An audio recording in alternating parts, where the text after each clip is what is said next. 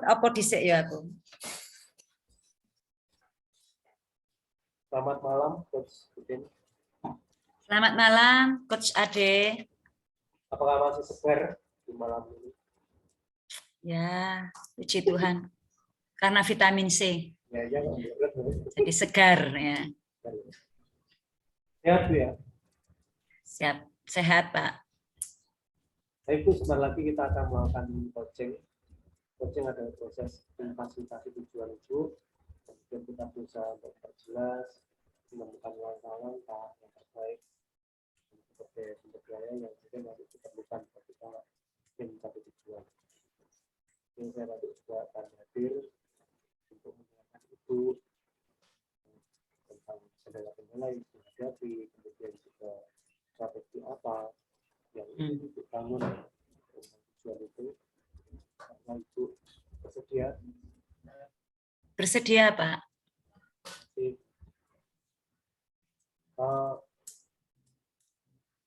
Pada sesi coaching kali ini apa tujuan yang ingin dicapai? Saya ingin membuat sekolah saya itu memiliki murid yang lebih banyak lagi. Yang lebih banyak. Oke. Kondisi saat ini gimana? Muridnya sedikit.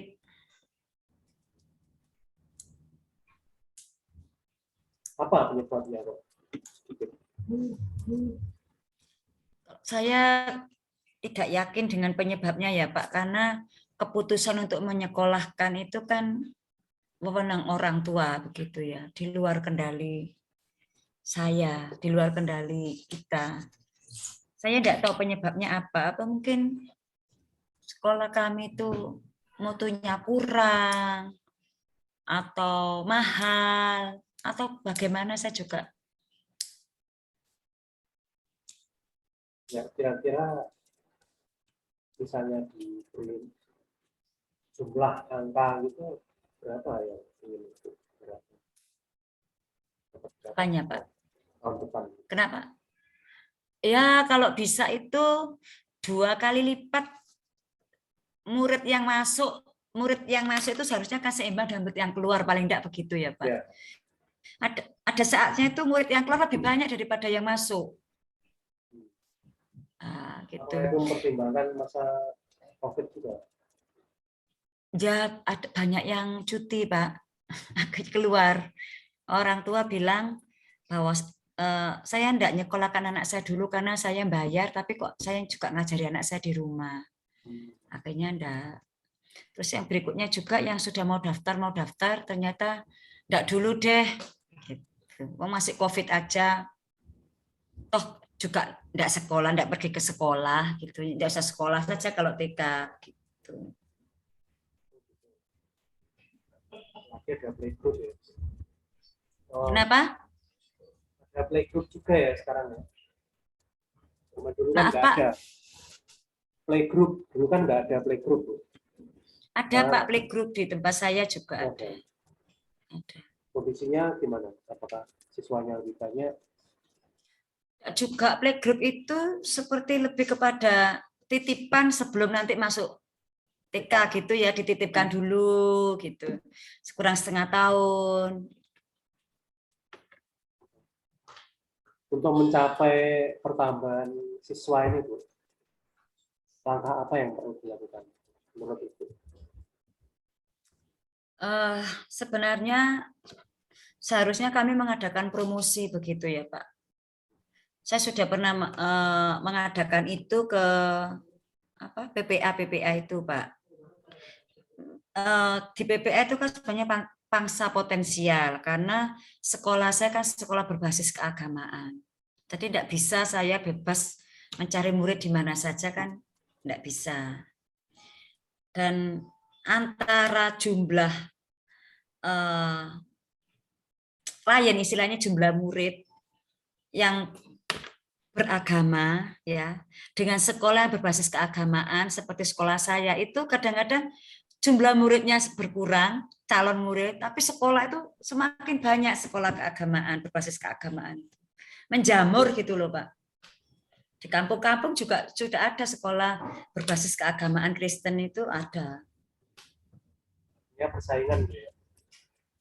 Akhirnya yang dulu kan yang jauh-jauh begitu sekolah di tempat saya, sekarang di kampung di rumahnya itu dekat rumahnya ada sekolah Kristen begitu. Nah, akhirnya kan ya itu tadi jumlah anunya tetap ya kan terbatas toh Pak pangsa Iya, pasar kami. Tapi sekolahnya itu semakin banyak. berarti promosinya ya yang harus ditekankan ya.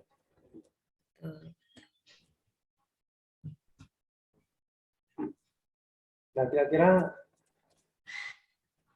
kalau langkah ibu tersebut promosi itu bisa dilakukan dengan baik, berhasil menjaring banyak anak sukses, dampaknya apa?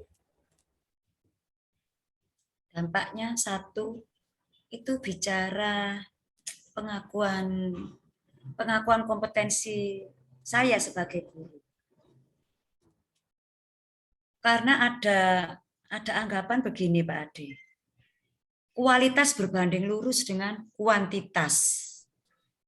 Nah, itu. Karena saya pernah mengikuti lomba guru berprestasi itu dipuji sama dewan juri. Koma, wah pembelajarannya bagus gini-gini. Koma, tapi kok nggak bisa menjaring murid ya? Aduh, seperti saya dimasukkan ke dalam lubang yang paling dalam itu. Wah, itu yang akhirnya saya enggak pernah mau ikut lagi kayak lomba-lomba seperti itu. Itu sudah berapa tahun ngajar di situ? Saya ngajar di sekolah Kristen itu ya dari awal saya sudah 16-17 tahun lah. Saya kan ada 3 sekolah yang pindah gitu ya. Tapi kondisinya sama sih. Muridnya enggak booming sampai banyak gitu, enggak. Maksimal saya pernah megang itu satu kelas 22. Itu stres sih, wah stres saya. Saya itu lebih senang anak 10 itu cukup sudah. Itu sudah bisa bagi saya itu maksimal untuk memperhatikan mereka. Itu banyak Bu itu dua-dua. Ya sekali, tapi saya yang tidak mampu, Pak Ade. Karena saya merasa anak-anak tidak dapat dengan maksimal. Padahal tadi Ibu mengungkapkan kalau bisa menjaring sukses dari banyak anak, Iya. muncul pengakuan ya. Iya. Bangga toh ya, muridnya banyak. Di yayasan pun di unit-unit yang lain kami bisa percaya diri begitu karena selama ini TK itu muridnya paling sedikit, paling bawah. Jadi dipandang sebelah mata gitu. Padahal TK itu adalah dasar ya, fondasi bagi anak untuk belajar. Betul, betul. Di tempat saya ini seminari malah yang daftar banyak, tempatnya, sarperannya yang kurang memadai sehingga ya TK-nya itu Pak. TK. SMA. Oh SMA khusus itu ya. Yang daftar ratusan tapi kita hanya bisa menampung satu kelas itu maksimal 15 anak. Tapi kan tidak ada saingan ya Pak ya di Blitar ya. Di Jawa Timur seperti itu banyak. Jadi Probolinggo. Oh. Jadi kalau Malang ikut Probolinggo. Oh. Kalau Blitar itu Surabaya. Oh. Baik, Bu. Ya, Pak. Kira-kira untuk mendukung langkah tadi promosi tadi sumber daya apa yang diperlukan? Yang pertama niat. Niat itu yang paling utama, Pak. Karena kalau niat itu terwujud dari apa? Kita pasti sibuk, mau ke sini, nah, itu kan sudah niat satu. Yang kedua, niat kita mempersiapkan anak-anak. Kadang kan promosi tidak hanya saya menyampaikan begitu ya. Kalau saya ke orang tua, saya bisa berbicara tentang pendidikan. Tapi kalau kita promosi ke gereja, itu kan orang-orang senang lihat penampilan siswa. Itu kan bicara niat kami. Terus niat untuk mendatangkan anak-anak ke gereja, niat untuk berkolaborasi dengan orang tua. Kalau niat ini tidak bisa dimiliki, ya akhirnya tidak jalan begitu, Pak. Tapi anak-anak pernah ya tampil di gereja gitu. Dulu pernah, tapi sekarang sudah enggak lagi. Mengadakan basar gitu. Kalau basar Pak, terbatas ya. Tapi kalau seperti kami mendatangi kantong-kantong wali murid yang punya anak-anak usia-usia kecil yang mau masuk TK, itu saya rasa jauh lebih efektif. Atau gereja-gereja itu anak-anak tampil, unjuk kebolehan itu. Ya itu. Iya. Itu sebenarnya sudah langkah yang dipikirkan ya. Tapi kalau niat itu karena kerja tim toh Pak. Iya. Nah, itu sulit ya. Seperti kaki itu kalau cuma satu yang bisa jalan, yang lainnya enggak bisa kan, enggak bisa melangkah begitu. Oke, dalam proses untuk mendapatkan penambahan siswa ini ada nggak yang belum Ibu pahami?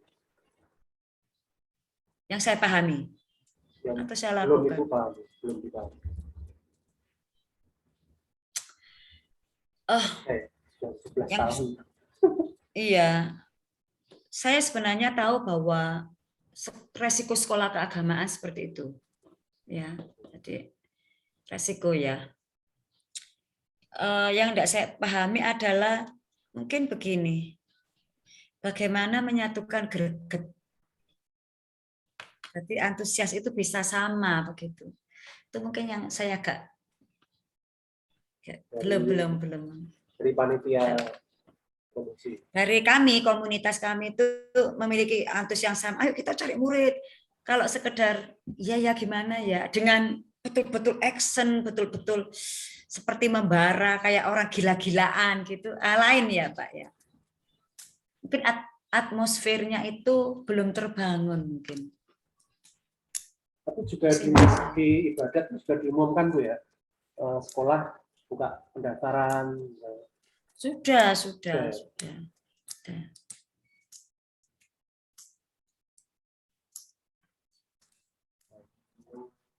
Lalu dari cara-cara promosi yang Ibu pahami itu, langkah kedepannya apa yang mau dilakukan? Salah satunya begini, makanya saya Pak Ade, setiap ada program pemerintah, itu saya kenapa ikut sekolah penggerak ikut, guru penggerak ikut, supaya bahwa sekolah kami itu walaupun kecil, tapi kami tidak jadul sekolah kami. Segala perubahan itu kami kalau bisa itu jadi nomor satu yang punya informasi, yang mengaplikasikan. Kami yang itu loh seperti sekolah berpihak pada murid. Oh kami sudah melakukan. Sekolah pembelajaran diferensiasi kami sudah melakukan. Tujuannya itu sebenarnya salah satu saya aktif itu adalah supaya sekolah saya bisa dikenal oleh orang lain. Jadi dia berprestasi. Tapi kalau Ya, ini tidak disebarluaskan ya nggak ada yang tahu ya. Nah, makanya itu. Seperti tadi itu waktu mau ngomong, Ibu ini kok saya kenal ya gitu. Itu Petra loh. Petra itu di mana? Loh TK Petra itu masih ada loh kan.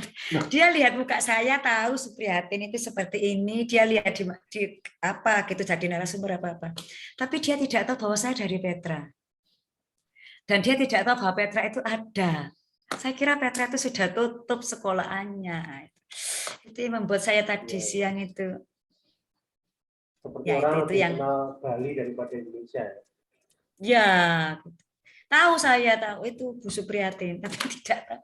Ibu lebih terkenal dari sekolah Ibu sendiri. Ya bukan terkenal apa, maksudnya kan kalau jadi narasumber kan satu kota Malang kan akhirnya tahu gitu loh. Tapi kalau ya betul. Biasanya bisa memahami. Jadi Ibu dengan diri Ibu nanti bisa membuat sekolah Ibu banyak orang. Ya, maksud saya begitu Pak Ade. Bukan apa-apa sih, kan kepinginnya itu. Dan itu sudah Ibu komunikasikan dengan rekan-rekan sekolah. saya enggak berani karena nanti dikira sok ya. Itu perasaan saya. Tapi saya begini, Bu, saya ikut ini seperti saya ikut sekolah penggerak. Supaya kalau kurikulum dari sekolah penggerak kan saya dapat apa istilahnya informasi pertama atau Pak Ade, sekolah penggerak itu. Nah, itu kan keuntungan bagi sekolah kita. Nanti bisa Ibu pamerkan dengan kepala-kepala sekolah yang lain bahwa sekolah saya sudah mempraktekkan kurikulum merdeka. Saya bombong begitu supaya saya diizinkan untuk ikut apa-apa gitu Pak Ade. Oke, untuk promosi sekolah tadi untuk memperbanyak murid, Ibu punya keyakinan untuk melakukan hal itu? Saya pikir begini, saya tidak tahu hasilnya mau seperti apa, tapi bagi saya, yang penting kita usaha saja dulu. Itu saya sih. Walaupun mungkin belum kelihatan hasilnya, tapi ya harus sekali tidak kelihatan ya 2 kali, 2 kali tidak kelihatan ya 3 kali, 3 kali tidak kelihatan ya 4 kali gitu, sampai menunjukkan hasil. Masa sih tidak ada hasilnya sama sekali? Jadi ada beberapa langkah, misalnya promosi ke gereja, kemudian meningkatkan kompetensi Ibu ya. Itu sebenarnya juga salah satu promosi ya. Ini ikutin dari Petra. Nah, dari beberapa langkah ini mana yang paling membuat Ibu lebih bersemangat? Kalau yang lebih bersemangat sih diri saya pribadi ya, tapi saya kan tidak ingin membawa nama pribadi saya. Itu seperti ambisi pribadi ya Pak ya. Walaupun sebenarnya ya juga ada sih ambisi-ambisi itu. Tapi saya juga ingin bahwa apa yang bagi waktu saya sampaikan ini loh baik, itu juga dianggap baik juga oleh wali murid sehingga sekolah saya jadi pilihan untuk menyekolahkan anaknya di tempat saya. Itu sih harapan saya begitu. Satunya grup coach dari Malang. Loh, betul loh Pak, saya praktekkan itu anak-anaknya yang senang gitu. Oh, luar biasa Pak, silakan praktek dengan murid Pak. Oke. Sudah, malah saya kirimkan videonya. Nah, apa yang perlu dilakukan untuk lebih semakin menyukai langkah itu? Ya, saya memiliki semangat, antusias, dan begini Pak, bahwa tidak ada sesuatu yang kita kerjakan itu sia-sia, itu aja sih. Saya hanya melakukan, hasilnya saya serahkan pada Tuhan. Akhirnya begitu. Yang penting saya bekerja keras, berjuang, apapun hasilnya lah, sudahlah gitu. Luar biasa. Dari ini kita kunci lagi ya. Nanti ya. Ya. Oke Bu, kita hampir sampai di penghujung sesi kita. Kalau boleh saya membuat poin bahwa Ibu ingin agar sekolah Ibu ini lebih dikenal masyarakat luas, lebih berkembang, lebih banyak anak yang masuk sehingga bisa melayani sebanyak-banyaknya anak ya, terutama yang beriman Kristiani.